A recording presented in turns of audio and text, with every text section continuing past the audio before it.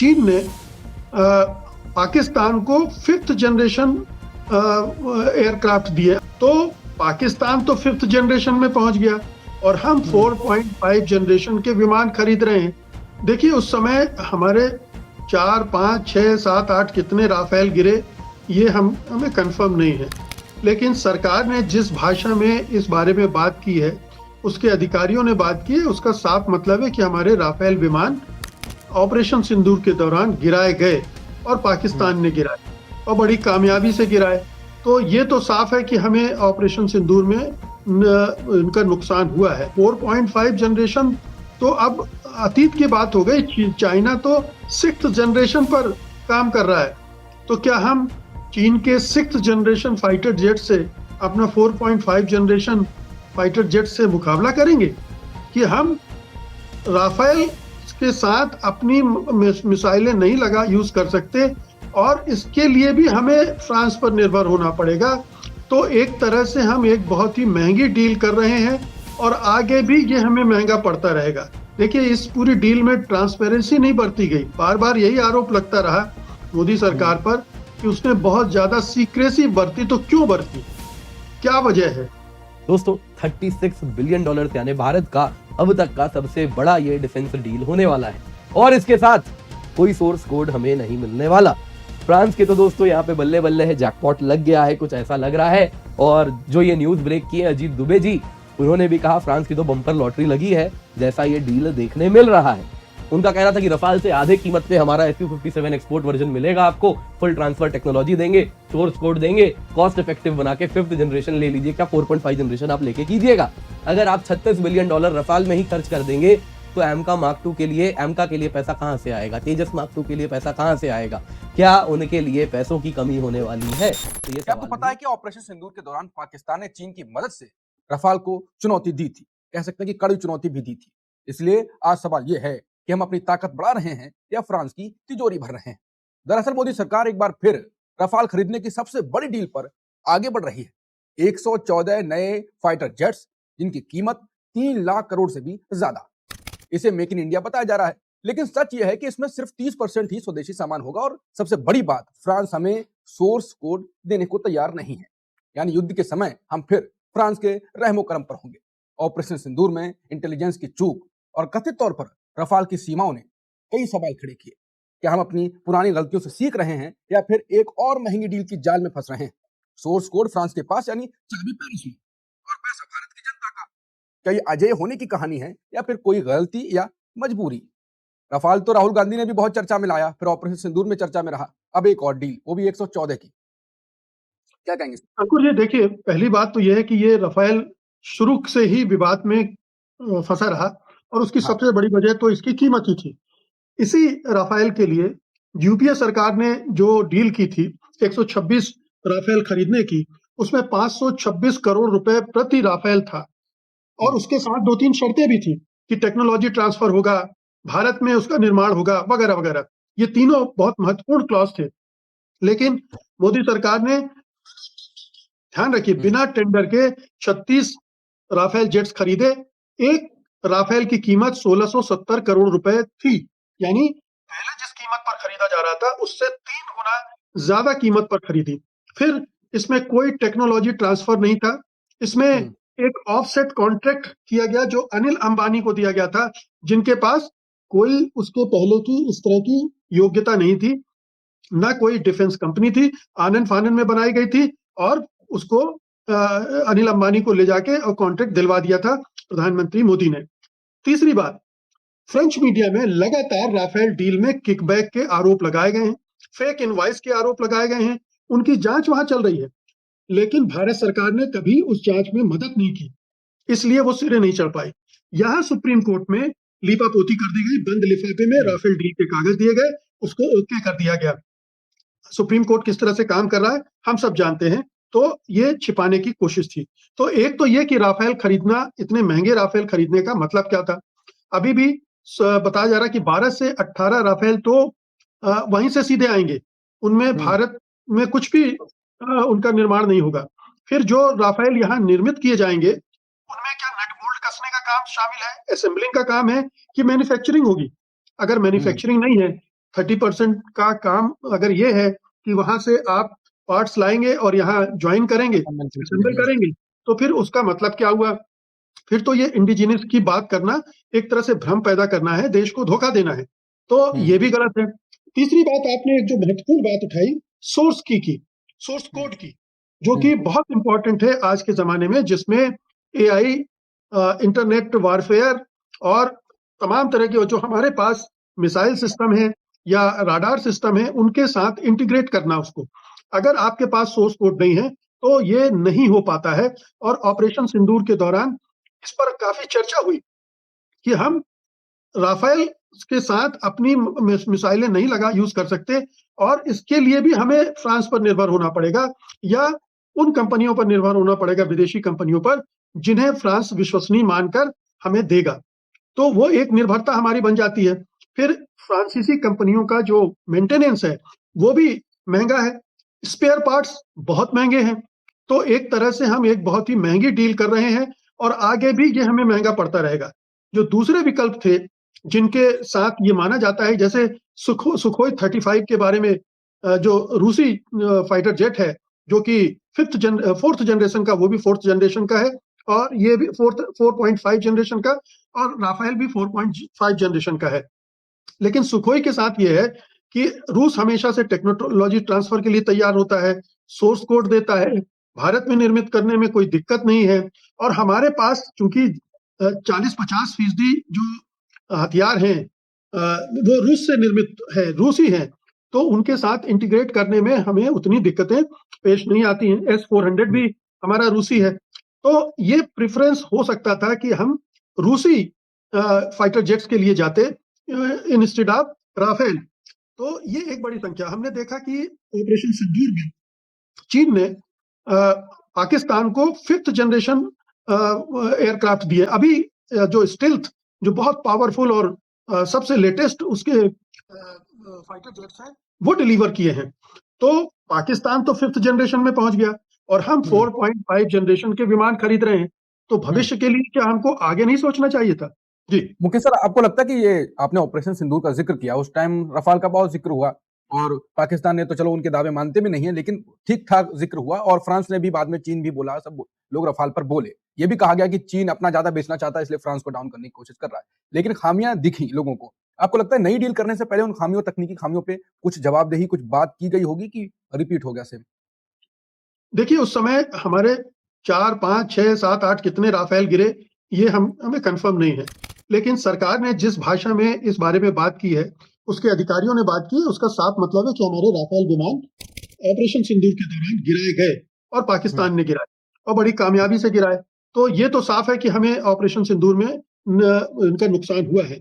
और तो अब यह है कि राफेल जो चीनी विमान है, पाकिस्तान तो चीनी विमान यूज कर रहा है, तो चीनी विमान से क्या मुकाबला करने में सक्षम है? और दूसरा जो प्रश्न उठता है कि क्या हमारे पास जो मिलिट्री इक्विपमेंट है, राडार है, एवियोनिक्स है, या इस तरह की जो चीजें, मिसाइल्स हैं, उनसे इंटीग्रेट करना आसान होगा? क्या हम इसके लिए फ्रांस पर निर्भर रहेंगे? कहा जा रहा है कि सोर्स कोड एक हद तक वो शेयर करेगा, सोर्स कोड शेयर नहीं करेगा, कुछ एक इक्विपमेंट को इंटीग्रेट करने में मदद करेगा। तर्क ये दिया जाता है कि अगर उन्होंने सोर्स कोड दिया और वो लीक हो गया रूस को या चीन को, तो उनको नुकसान होगा। लेकिन अगर आप इतनी बड़ी हथियारों की डील कर रहे हैं, 3.25 लाख करोड़ रुपए की, और आपका वेंडर, आपको एयरक्राफ्ट बेचने वाला आप पर भरोसा ही करने को तैयार नहीं है, तो आप उस पर किस बिना पर भरोसा कर रहे हैं? वो क्या भरोसा है कि कोई युद्ध के दौरान वो आपको धोखा नहीं देगा? आपको जरूरी जो उसके स्पेयर पार्ट्स हैं या दूसरी जरूरियात हैं, जो मिलिट्री के एक्सपर्ट्स हैं वो बेहतर बता सकते हैं, अगर वो नहीं देता है तो आपकी तो गाड़ी रुक जाएगी, आप तो युद्ध में फंस जाएंगे। तो ये तमाम चीजें हैं कि एक विश्वसनीय पार्टनर भी होना चाहिए, केवल हथियारों के विश्वसनीय होने का मसला नहीं है, एक ऐसा देश भी होना चाहिए। जी, रूस से दूरी बनाने के कारण इधर फ्रांस की तरफ और बाकी जगह जा रहे हैं, रूस से तेल में भी, हथियारों में भी, हर जगह से, क्योंकि ट्रम्प का डर। लगता है कि इसके पीछे किकबैक भी एक बड़ा रीजन है। पिछली बार डील में जो प्रश्न उठे थे वो भी हो सकता है, हम कह नहीं सकते यकीन के साथ, क्योंकि प्रमाण तो है नहीं, लेकिन ये माना जाता है कि तमाम बड़ी जो डिफेंस की डील होती है उनमें पैसा लिया और दिया जाता है। और अगर ये कोई इस तरह का गोपनीयता, देखिए इस पूरी डील में ट्रांसपेरेंसी नहीं बरती गई। बार-बार यही आरोप लगता रहा मोदी सरकार पर कि उसने बहुत ज़्यादा सीक्रेसी बरती, तो क्यों बरती? क्या वजह है? क्या डिफेंस डील के ज़रिए जैसे इलेक्टोरल बॉन्ड थे हमारे यहाँ, उनके ज़रिए चंदा इकट्ठा किया जाता था, उसी तरह से क्या ये भी इकट्ठा किया जा रहा है? या क्या इस डील में कहीं अडानी भी शामिल हो गए आगे चलकर? क्या जो कहा जा रहा है कि इंडियन पार्टनर जो होगा, वो कौन होगा? टाटा होगा या एचएलएल होगा या फिर अडानी होंगे? अडानी ने भी अपनी डिफेंस कंपनी शुरू कर दी है, तो क्या उनके लिए ये डील की जा रही है? तो ये समझने की बात है कि बात क्या है, जो इतने सारे विमान खरीदे जा रहे हैं और वो भी आगे की सोचकर नहीं। 4.5 जनरेशन तो अब अतीत की बात हो गई। चाइना तो 6th जनरेशन पर काम कर रहा है। तो जब 6th जनरेशन पे काम कर रहे हैं आगे, हमें केवल पाकिस्तान को सामने रखकर तो ये फाइटर जेट्स नहीं खरीदने चाहिए। हमारा असली मुकाबला तो चीन से हो सकता है, अगर इस तरह की नौबत आई तो। तो क्या हम चीन के 6th जनरेशन फाइटर जेट से अपना 4.5 जनरेशन फाइटर जेट से मुकाबला करेंगे? तो ये बहुत गंभीर प्रश्न हैं, जिनके जवाब सरकार नहीं दे रही है। क्यों राफेल के पीछे पड़ी हुई है? ये भी एक बड़े संदेह की वजह है। तमाम चीज़ें हैं, एक्सपर्ट ज़्यादा बता सकते हैं, लेकिन जो सीधे तौर पर जो चीज़ें ऊपर दिख रही हैं, उन पर हम बात कर रहे हैं। कीमत का मामला है, जॉइंट प्रोडक्शन का मामला है, इंडिजिनस टेक्नोलॉजी ट्रांसफर का मामला है, मेंटेनेंस, स्पेयर पार्ट्स, ये तमाम चीज़ें इससे जुड़ी हुई हैं। वो सारी चीज़ें हम मानते हैं कि जो एक्सपर्ट्स हैं डिफेंस के, वो इन पर गौर करते होंगे, लेकिन कभी-कभी राजनीतिक दबाव इस तरह का होता है और कई बार हुआ है, ये कोई पहली बार नहीं होगा। जब सेना पर दबाव होता है कि ये नहीं, ये लेना है और उन्हें लेना पड़ता है, वो उसके लिए तैयार नहीं होते, वो उनकी पसंद कुछ दूसरी होती है, लेकिन उन पर थोप दी जाती है, क्योंकि मामला किकबैक का भी होता है, पैसा आना है, मोटा पैसा आना है और अपने जो मित्र हैं, उनको भी खुश करना है, उनको भी डील का हिस्सा मिलना है। तो इस तरह की चीज़ें हुई हैं अतीत में और इस बार भी ये इन शंकाओं से इनकार नहीं किया जा सकता। बिल्कुल, रफाल डील पर हमेशा से ही सवाल उठे, पूरा राजनीतिक मुद्दा भी बन गया, चुनावी मुद्दा बना, राहुल गांधी ने रैलियां भी करी, उसके बाद मामला समेट दिया गया, उसके बाद ऑपरेशन सिंदूर हुआ और अब नई डील हो रही है, बड़ी डील, 114 रफाल विमानों की डील। तो ये बहुत ही बड़ी डील है, तो इसलिए सवाल भी फिर से उठने शुरू हो गए हैं कि रफाल में कुछ जो मुकेश जी ने कहा कि पारदर्शी कुछ नहीं रखा जा रहा है, बहुत ही सीक्रेट तरीके से काम किया जा रहा है, ये और सवाल खड़े करता है। तो सरकार जवाब, पिछला जो इतिहास है, जवाब तो नहीं देगी। अब तक का सबसे बड़ा डिफेंस डील साइन होगा 114 रफाल के लिए। जी हाँ दोस्तों, अब तक जो अनुमान लगाया जा रहा था कि ये कुछ 2 लाख, सवा 2 लाख करोड़ का डील होगा, जो कि बहुत बड़ा है वैसे, लेकिन अब पता चल रहा है दोस्तों, एएनआई ने ये खुलासा किया है, जैसा आप देख सकते हैं। अजीत दुबे जी, जो कि डिफेंस पॉलिसी सर्कल्स में बड़ी पैनी पकड़ रखते हैं, उन्होंने ये क्लियर किया है, ये कोई 2 लाख, सवा 2 लाख करोड़ का डील नहीं, ये 3.25 लाख करोड़ रुपए का डील है, जो डॉलर टर्म्स में होता है। अभी बढ़े हुए हिसाब से भी आपको बता रहा हूं दोस्तों, $36 बिलियन, 90 के अनुमान, 90 के आंकड़े पर अगर आप चलें दोस्तों, $36 बिलियन यानी भारत का अब तक का सबसे बड़ा ये डिफेंस डील होने वाला है और इसके साथ कोई सोर्स कोड हमें नहीं मिलने वाला। अब दोस्तों यहां तक देखिए, कई लोग इस पर भी क्रिटिसाइज कर रहे हैं, पर कई लोग कह रहे हैं चलिए ये एक्सपेक्टेड है, सोर्स कोड ऐसे कोई देता भी नहीं है, बोलिए चलिए ठीक है, यहां पे ये अनुमान था, चलो ठीक है, नहीं मिलेगा, कम से कम इंडिजिनस कंटेंट तो दिया जाएगा। तो ये उम्मीद की जा रही थी कि चलिए 70%, 75% रफाल भारत में ही बनेगा, इस कीमत पे, इतनी महंगे दाम पे, कम से कम भारत में बनेगा, तो भारत में वो टेक्नोलॉजी आएगी, हमारी कंपनीज मैच्योर हो पाएंगी, ताकि कल को जब एमका बनाना है तो वो पूरा का पूरा सप्लाई सिस्टम, सप्लाई चेन उनके पास बन के तैयार रहे इस प्रकार के एडवांस मैन्युफैक्चरिंग का। लेकिन ये इंडिजिनस कंटेंट भी केवल 30% है, एज पर दी रिपोर्ट जो एएनआई का सामने आया है। अब दोस्तों इसके साथ फ्रांस के तो दोस्तों यहाँ पे बल्ले बल्ले है, जैकपॉट लग गया है, कुछ ऐसा लग रहा है। और जो ये न्यूज ब्रेक की है अजीत दुबे जी, उन्होंने भी कहा फ्रांस की तो बम्पर लॉटरी लगी है, जैसा ये डील देखने मिल रहा है। अब दोस्तों यहाँ पे क्या है, इसमें आप देख सकते हैं दुनिया भर में इसको अलग अलग मीडिया भी कवर कर रही है, 3.25 लाख करोड़ का डील है, 114 फाइटर जेट्स मिलने वाले हैं। इसके साथ भारत रफाल्स का सबसे बड़ा ऑपरेटर आफ्टर फ्रांस बन जाएगा, करीबन करीब आप देखें तो 190 के आसपास हमारे रफाल्स की संख्या पहुंच जाएगी। अब दोस्तों यहाँ पे बहुत जरूरी है, इस डील में वैसे बहुत ज्यादा इसको क्रिटिसाइज किया जा रहा है। देखिए पहला तो है, ये कीमत किसी को लिए मतलब बहुत महंगी लग रही है, बहुत ज्यादा expensive, 2850 crore per unit cost, जो कि $316 मिलियन होता है, यदि हम सिंपल डिवीजन करें। अब दोस्तों यहां पे अगर आप देखें तो ये फिगर टोटल पैकेज कॉस्ट है, आपको बता देता हूं। ये सिर्फ प्लेन का फ्लाई अवे कॉस्ट नहीं है, इसके ऊपर वेपन्स है, स्पेयर्स है, ट्रेनिंग सिमुलेटर है, लॉजिस्टिक सपोर्ट है।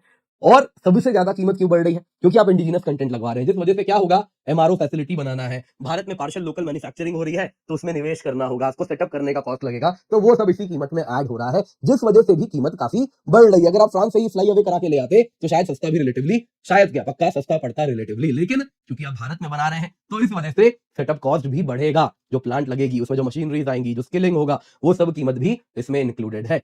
ये कीमत तब बताई जा रही है जब ये 30% इंडिजिनस कंटेंट है, लेकिन अब तक आईएफ का ही प्रपोजल है, याद रखिएगा। लो इंडिजनाइजेशन दोस्तों 30%, दूसरा क्रिटिसिज्म का कारण है।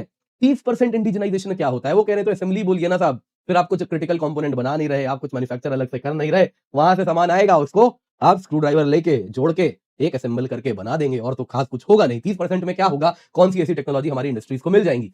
दूसरी बात, जब बात कीमत की होती है तो वो कह रहे हैं यहाँ पे SU-57 तब से कह रहा था कि देखिए जी, हम तो रोस्टेक जो SU-57 बनाता है, वो उस टाइम जब 2 लाख करोड़ की कीमत बताई जा रही थी इस डील की 114 रफाल के लिए, वो कह रहा था कि इस कीमत में तो हम 2 गुना रफाल 230 SU-57 दे देंगे इस कीमत पे, और इसमें उनका कहना था कि रफाल से आधे कीमत पे हमारा SU-57 एक्सपोर्ट वर्जन मिलेगा आपको, फुल ट्रांसफर टेक्नोलॉजी देंगे, सोर्स कोड देंगे, कॉस्ट इफेक्टिव बना के 5th जनरेशन ले लीजिए, क्या 4.5 जनरेशन आप लेके कीजिएगा। फिर अगर आप देखें दोस्तों, तो यहाँ पे कोई सोर्स कोड रफाल देने से, रफाल के लिए नहीं दिया जा रहा डसो एविएशन के द्वारा। खैर दोस्तों, यहाँ पे अमेरिकन की बात कर लें, इसी से लगा हुआ F-35, अगर आप देखें तो उनको एक F-35 $100 मिलियन का करीबन पड़ रहा है इस वक्त। आप देख लीजिए हमें रफाल कितना पड़ रहा है। मैं F-35 की बात कर रहा हूं, अमेरिकन के लिए कॉस्ट है 2025 का ही मैंने एक न्यूज अभी रिसेंटली पढ़ा था। खैर इसमें दोस्तों एक चीज यही हो रही कि बड़ी महंगी हो रही है, उसमें सोर्स कोड भी नहीं मिल रहा। खैर यहाँ पे दोस्तों इंडिजिनस प्रोग्राम का क्या होगा, अगर आप $36 बिलियन रफाल में ही खर्च कर देंगे तो एमका मार्क 2 के लिए, एमका के लिए पैसा कहां से आएगा, तेजस मार्क 2 के लिए पैसा कहां से आएगा, क्या उनके लिए पैसों की कमी होने वाली है? तो ये सवाल भी पूछा जा रहा है। तो अगर आप इंडिजिनस प्लेटफॉर्म्स को पैसा ही नहीं देंगे तो विदेश पे ऐसे ही आश्रित रहना पड़ेगा।